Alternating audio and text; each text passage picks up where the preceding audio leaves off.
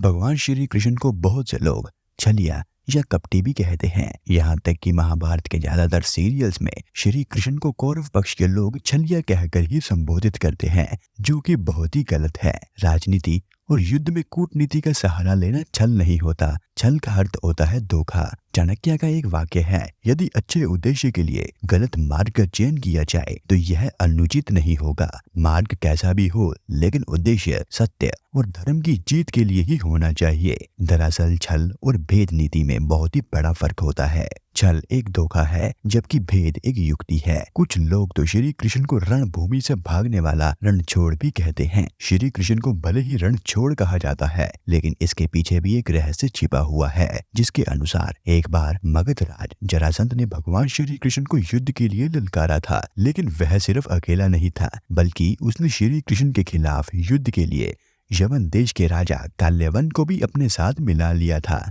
दरअसल काल्यवन को भगवान शंकर से यह वरदान मिला था कि ना तो कोई चंद्रवंशी और ना ही कोई सूर्यवंशी उसको युद्ध में हरा सकता है। उसे ना तो कोई हथियार से मारा जा सकता है और ना ही कोई अपने बल से उसे हरा सकता है। भगवान शंकर से मिले वरदान की वजह से काल्यवन खुद को अमर और अजय समझने लगा था। उसे लगने लगा था कि कोई भी उसे युद्ध में नहीं हरा सकता और ना ही वह मारा जा सकता है। जरासंध के कहने पर काल्यवन ने अपनी सेना के साथ मथुरा पर आक्रमण कर दिया। अब चूंकि श्री कृष्ण जानते थे कि काल्यवन को बल से नहीं मारा जा सकता और ना ही उनका सुदर्शन चक्र उसका कुछ बिगाड़ सकता है, इसलिए वो रणभूमि छोड़कर भाग गए और एक अंधेरी गुफा में पहुंच गए। श्री कृष्ण जिस गुफा में जाकर छुपे थे, उसमें पहले से ही राजा मुचुकुंद गहरी नींद में सोए हुए थे। दरअसल राजा मुचुकुंद को यह वरदान था कि जो भी उन्हें नींद से उठाएगा वह जलकर भस्म हो जाएगा। राजा मुचुकुंद को मिले वरदान की बात श्री कृष्ण को पता थी, इसलिए वह काल्यवन को अपने पीछे पीछे उस गुफा तक ले आए जहाँ राजा मुचुकुंद सोए हुए थे।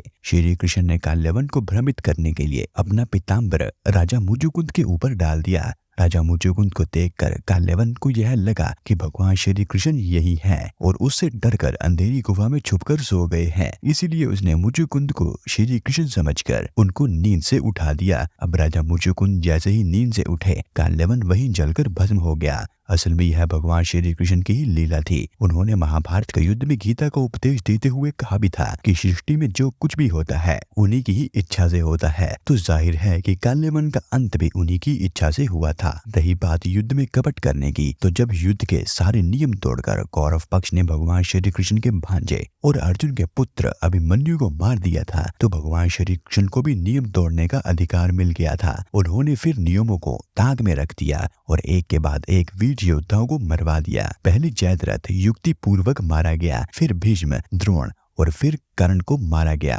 क्योंकि भगवान श्री कृष्ण जानते थे। इसीलिए उन्होंने भविष्य को बदलने के लिए पहले युधिष्ठिर के शरीर को वज्र के समान नहीं होने दिया। कर्ण के कवच और कुंडल हथियार लिए और बारबरीक का शीश दान में मांग लिया। यदि वह यह कार्य नहीं करते तो युद्ध जीतना मुश्किल होता। बहुत से लोग यह आरोप लगाते हैं कि भगवान श्री कृष्ण युद्ध का पक्ष लेते हैं और वह युद्ध की ही शिक्षा देते हैं। इसके लिए वह कहते हैं कि उन्होंने अर्जुन को युद्ध करने के लिए मानसिक रूप से तैयार किया था। इसका मतलब यह है कि श्री कृष्ण युद्ध के पक्षधर हैं, शांति के नहीं। यह सभी जानते हैं कि महाभारत के युद्ध से पूर्व भगवान श्री कृष्ण ने कौरवों और पांडवों के बीच सुलह और शांति कायम करने के लिए कितना प्रयास किया था, लेकिन दुष्ट दुर्योधन माना ही नहीं। अंत में मात्र भगवान श्री कृष्ण पांडवों के लिए 5 गांव मांगने गए थे, ताकि इससे मामला हल हो जाए और युद्ध टाला जा सके, क्योंकि वह भी जानते थे कि युद्ध कितना भयानक हो सकता है। लेकिन जब युद्ध तय हो जाता है तो फिर युद्ध से पीछे हटना कायरता ही होगी। यही बात श्री कृष्ण अर्जुन को हर तरह से समझाते हैं। जब अर्जुन को यह बात फिर भी समझ नहीं आती, तो फिर वह अपने विशाल काय रूप दिखाकर अर्जुन को समझाते हैं और कहते हैं, ना कोई मरता है